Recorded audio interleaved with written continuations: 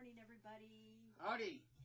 Hope everybody had a great Valentine's Day. And, yeah, we weren't going to take an extended vacation. It was only for one day. And Mikey took me out for a Valentine's lunch. So. Well, we kind of thought that maybe the Lego thing was, like, self-explanatory. Yeah. Didn't want to upset anybody, but just lets us know how much you appreciate us. And thank you so much. And we love you all. We have some news items that, so... We're going to try to cram this in here pretty quick. Yeah, we're going to try to get this done as quick as possible, because we don't want to be rambling for like an hour. I was talking to a dear friend, and hi, NTG, and she told me that years ago she had asked one of her elders why witnesses didn't help poor people. And that's been a question that a lot of us have been asking also. Even one of the guys who did a YouTube video on the street, and he says, why don't witnesses help, the homeless and, disaster relief for everybody instead of their own people, and just asking these questions. And this has been a big question. So she asked her elder, why don't witnesses help the poor people more, have like soup kitchens, homeless shelters, stuff like that? Do you know what this dumbass told her? They're the Walking Dead. And she's like, what? What do you mean? He said, well, if they're going to be destroyed at Armageddon, and Armageddon is so close, why help them now when all they are is the Walking Dead? It's a waste of our time when the preaching work is more important than anything.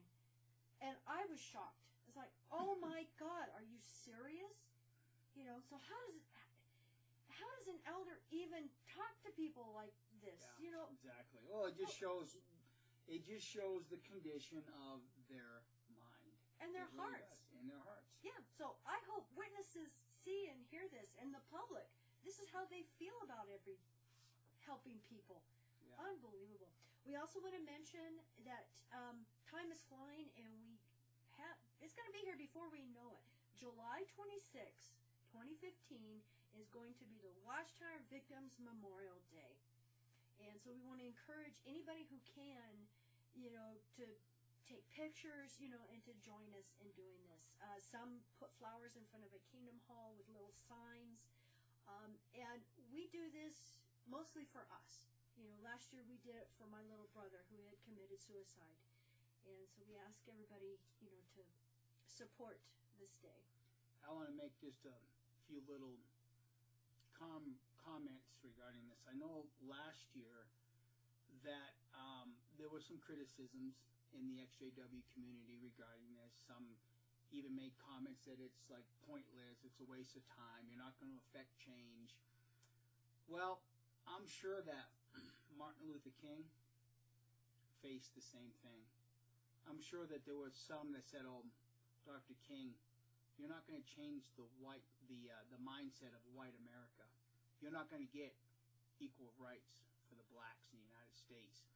But if Dr. Martin Luther King didn't start off with baby steps, he'd have never walked among giants. Think about it.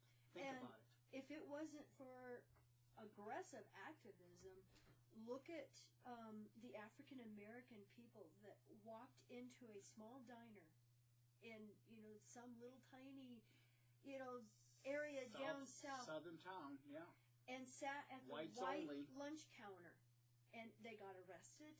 And that is what started, Rosa Parks, going on a bus and refusing to give up her seat. For a white person, that was phenomenal in starting, this huge change. And those people were actually taking baby steps. Yeah. And they walked among giants. Derek, brother, keep doing what you're doing, because Leon, you will be walking among giants with the baby steps you're taking now. Yeah. We just watched Leon's latest video where he actually got assaulted by an elder and knocked down. And so you guys and your families have our love and support and prayers and thoughts, and we're with you. And, if this is what it takes to expose this religion, You know, you guys have courage, you're very brave, and it's obvious you have the support of your family. Yeah. So we're thinking of all of you. So, Victims Memorial Day, July 26th, 2015. Maybe these are the baby steps that's going to make us all walk among giants. Yeah. And if any of us can contact, you know, news stations and say, this is what is going on, this is what we're going to be doing. And just, even if you tie a wreath of flowers to the front fence of a Kingdom Hall or an assembly hall, then, you know, it just seems like such a little thing. But look at what it does. It shows, you know, and especially when all of us, all over the world. And, you know, there's a Facebook page that is called Watchtower Victims Memorial Day. And you can go see pictures and, you know, all what went on last year, which had some good support. And we had fun doing ours. Oh, we yeah. we had fun doing our video and stuff. So, all right. So let's just go into this one. Okay.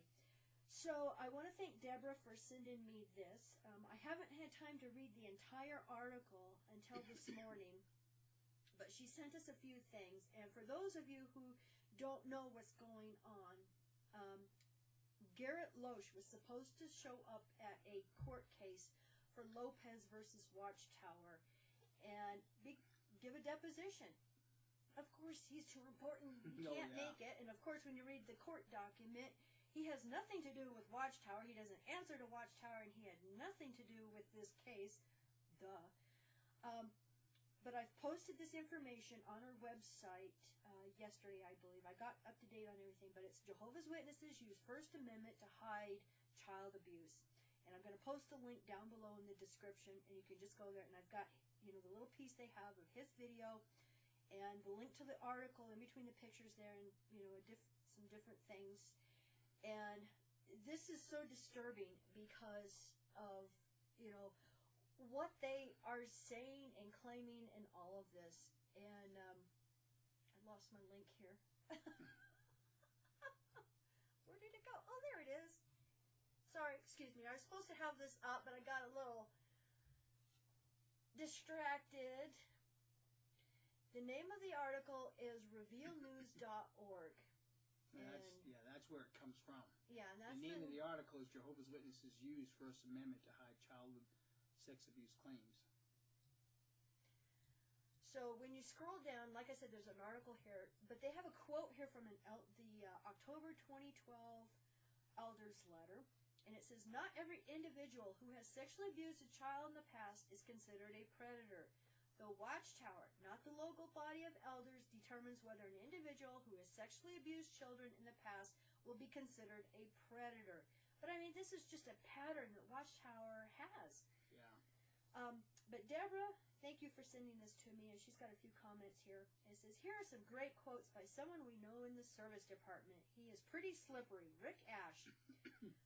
And she has in parentheses, "We guess J.R. Brown, who is Watchtower's PR rep we know, probably said, 'I've had enough. I'm not taking another one of these. Let Ash go and do the dirty work.'" Yeah. From the quotes in the article, he says that at Watchtower, they don't know how to do a search of their files. I don't know why he would think anyone would believe that. Here are some of the main quotes on this subject. During the trial, a senior official from the Jehovah's Witnesses headquarters, Richard Ash, told Lopez's attorney, Erwin Zalkin, that the organization had collected and electronically scanned internal documents on decades of known abuse cases. Decades! Not 2-3 years. Decades. 20, 30, 40 years, perhaps? Yeah. These comments and these quotes are very telling to us. Ash said that the witnesses keep their child abuse reports in a Microsoft SharePoint database, but that it would take years to extract the information because it was mixed up with millions of other documents. Honestly, Mr. Zalkin, the effort we've made up to this point is just trying to figure out how on earth we could ever do that in our filing system, Ash said. You're talking about 14,000 congregations and over 3 million documents that have been scanned and that would have to be searched. It would take years to do that. Zalkin called in a software expert who testified that by using simple search terms, The witnesses could produce the information in less than 2 months or maybe 2 days. At that point, the Watchtower simply refused to provide the database. These quotes come about 1/5 of the way down in the article. I want to note something here. Kim and I get asked a lot of questions about some of the things that are going on in the XJW community. And one of the things that we get asked a lot is, do we think that Johnny the Bethelite is a real character? And, you know, it's really kind of hard to say. We have our own feelings, but the question that I have to ask is if Johnny the Bethelite is indeed, in fact, in the IT department, why isn't this getting leaked out by him? Yeah, I'm sure. That's all I got to say. Why isn't this getting leaked out by him? Why isn't he getting a hold of this massive database with all the names of all these pedophiles and everything else that this Ash says, oh, it would take 2 years to get at? Okay, I agree with Zalkin's software expert. I'm not a computer expert, and I have millions of files in my computer. And I can do a search. That's what the little search box is for, Watchtower. And usually can find something, I mean, at the longest, 15, 20 minutes. I mean, that's why you have files that says, you know, pedophile database. And you put all the names in there. That's why you have that file. You know, and something else it just dawned on me. If you can't find those files, then how do you keep adding to it? If you can't find it. Yeah, exactly. I don't believe this for a How minute. can you keep adding to those files if you claim you can't find them? Liar! I mean, yeah, really. Okay, and also, if they have IT guys that can get JW Broadcasting and JW.org up and running with all their downloads and all of that, and to prevent people, you know, have the security to prevent people from hacking into these sites, then they can do it. And so basically, Watchtower is calling their IT people idiots. Well, not only that, they're also admitting that the average rank and file Jehovah's Witness is smarter than they are. Think about it. They put this JW.org for every Jehovah's Witness in the world to go and use as a database for Watchtower. So you have a question, Jehovah's Witnesses. Oh, I'm going to go look on JW.org because this is, so you type the keyboard in, you do a search, you find what you want just like that. So now this guy is telling that the higher-ups in Watchtower are not that computer literate enough to search the database. Do you see how this becomes nothing but a huge package of lies covering up the absolute fact that Watchtower has a database that has decades of records with thousands of child abusers on those records that they've been hiding. If this is so massive that it would take you years to find, then that's telling right there. They're admitting how bad of a problem. How bad the problem is. Exactly. Yeah. Exactly. Also, I want to thank Juan for translating some documents for me. There's been some stories going around about some elders in Spain, you know, embezzling, fraud, whatever you want to call it, some money from witnesses, a lot of money. And so thank you, Juan, for translating this. I have the Barcelona court documents if anybody wants to see those. They're in Spanish, of course, but I do have those if you want to see them.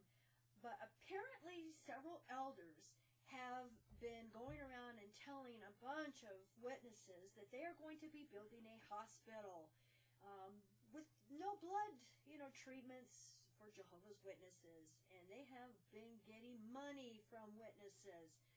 And according to what Juan tells me, about $40 million. And just, wow, just, you know, these stories, there's so many news stories that we get all the time that we just can't keep up, you know. Yeah. That's why we have to try to cram all of these in. But thank you, everybody, you know, for the things that you have sent, and Atlantis for sending us all these elders' letters, and thank you, Unknown Apostate, for reading through these elders' letters and letting me know some of these. This one was really disturbing. Deep Throat too, because it doesn't Deep Throat have some of these too? Yeah, he's got the elders' letters. Yeah. But this one is July 7th, 2011, and it's to the bodies of elders. Now, witnesses, this is nothing you're going to see. You know, it's up to us to get this information out to you, because you're not going to see this. They're not going to put this on the information board, because it's to elders only. And it's regarding matching JW.org users to branch office records. Do you understand what that is saying? Yeah. Dear brothers, the branch office is working to improve features on the JW.org website by matching JW.org users to branch office records. They're creating a database. Back to the letter. Many users have already been matched to their records automatically because the information they entered in their user profile is the same as what the branch office has on file. Has on file. They've already got a file on you even before you create a user profile. Yeah. Think about it. Witnesses, they're creating a user file database on all of you. And we've even heard rumors that some elders are starting to ask for Social Security numbers now. And those that make automatic donations every month from their debit or credit card, they have that information on you. Okay, so back to the letter. Beginning August 1st, 2011, a new link on the Administration tab under the Manage Users heading called Match Users to Persons will be provided so that additional users can be manually matched to their branch office records. I don't think I'm going to read the rest of this because they just go to instruct the elders of how to do this, and just says, you know, periodically the system will prompt you to review the list of users not yet matched. So they want to match up the users of JW.org with the files they already have on record. Yeah, for the database. Now, he also sent us, they had kind of like an update letter almost a week later after this. July 11th, 2011, regarding searching for contact information on the JW.org website. Now, this is when it gets interesting. On August 1st, 2011, a new feature will be released on the JW.org website. It will allow authorized users, meaning elders, to view contact information for selected persons and congregations. Such contact information may include names, addresses, telephone numbers, and email addresses. Elders will be able to view contact information for the following. And then they talk about, you know, the body of elders, the secretary within their own circuit, their circuit overseer, chairman of the RBC, the hospital liaison, and Kingdom Hall addresses for all congregations in the branch territory. And contact information will be found under the new Lookup tab. Those who have the Manage Users role will automatically be assigned the Search for Contacts role. The JW.org local domain administrators may assign the Search for Contacts role to any elder who requests it. So now if you've got an elder that you're having problems with, all he's got to do is just ask, hey, can I get this search information so I can look up some information on brother so-and-so? Yeah. See, they'll use this information against you, brother so-and-so. Yeah. The contact information available on the JW.org website is for use in connection with congregation activity and theocratic assignments. Care should be given as to how the information is shared and used. Contact information other than Kingdom Hall information should only be shared with other elders. How many are going to do that? I know it. Yep. As a reminder, when a person no longer qualifies to have access to the site, his user account should be immediately deleted. Diligence in this regard protects against the misuse of information. If contact information displayed on the site is incorrect, please send the correct information promptly to the branch office. Now, this is interesting. It says, please do not contact the computer help desk regarding this feature. They have a computer help desk. I wonder if they can do a search for you. Yeah, really. Wow. Yep. So that was the last one, right? Okay. I think so. Did you do that one? No, we'll just save this one for another one. There's Okay. a comment here from Deep Throat regarding the series that Kim and I are doing, Ask an Elder. we'll just read this comment when we do our next episode of Ask an Elder, because it's more appropriate to that than what we're doing here. Okay.